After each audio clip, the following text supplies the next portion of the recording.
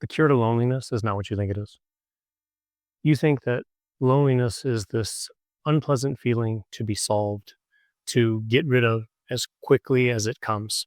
And thinking like that is actually what makes loneliness so problematic, what makes it feel so bad.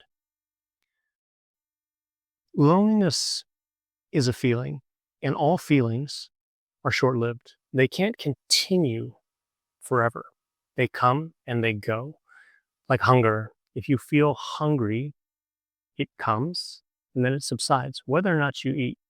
If you take it to the extreme, then obviously, you know, you'll have some problems. But for our example here, think about the feeling of hunger. And what most of us do when we feel hungry is we start looking for food.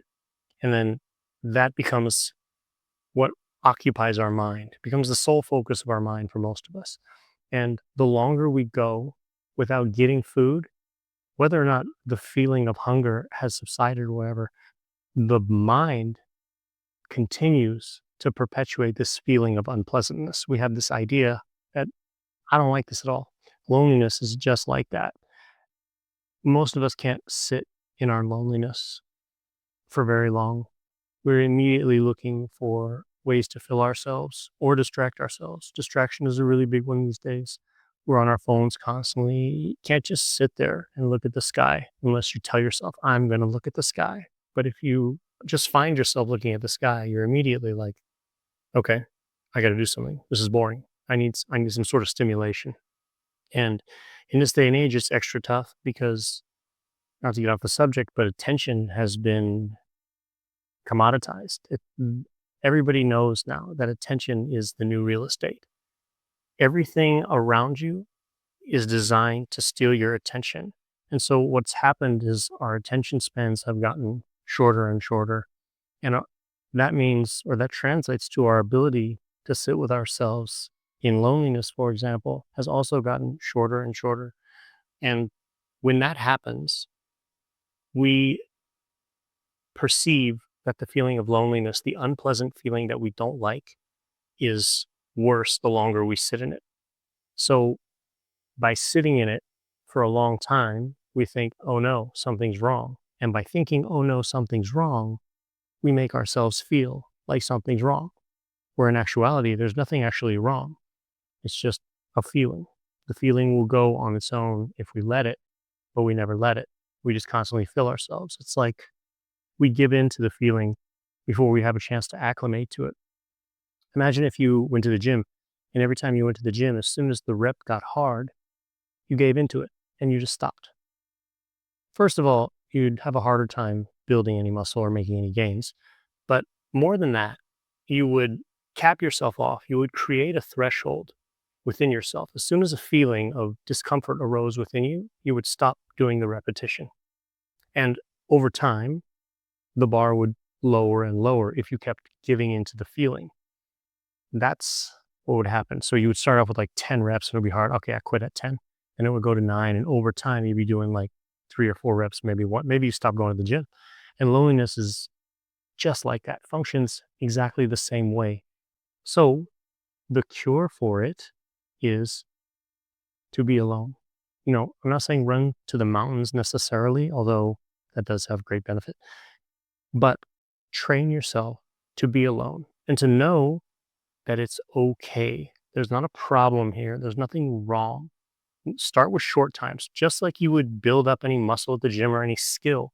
Start small and slowly let it expand over time, right? But remind yourself that this is just a normal feeling. This is not a problem. There's no problem to. If there was a inherent problem with loneliness, like it was a disease, then these masters who run into the mountains, Buddhist masters, and just meditate for 30 years, they would have issues.